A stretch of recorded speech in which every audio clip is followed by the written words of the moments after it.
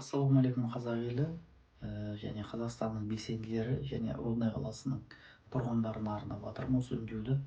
21 қараша күні Рудный қаласының бұрынғы Айгүл кинотеатрында жиналыс болады. Жиналыстың тақырыбы екі көшенің атауы өзгертілуі.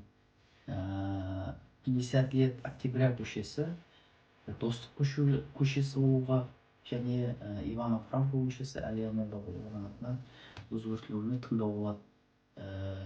Рудный қаласында тұрғындарына осы жиналысқа келіп, белсенділік көрсетіп, қолдау көрсетіңіздер.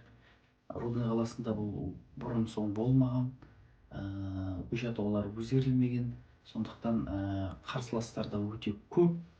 Сондықтан жалпы біздің қаламызда көше атауларының өзгертілуіне осы маңызды шара. Сондықтан келіңіздер, қолданыңыздар.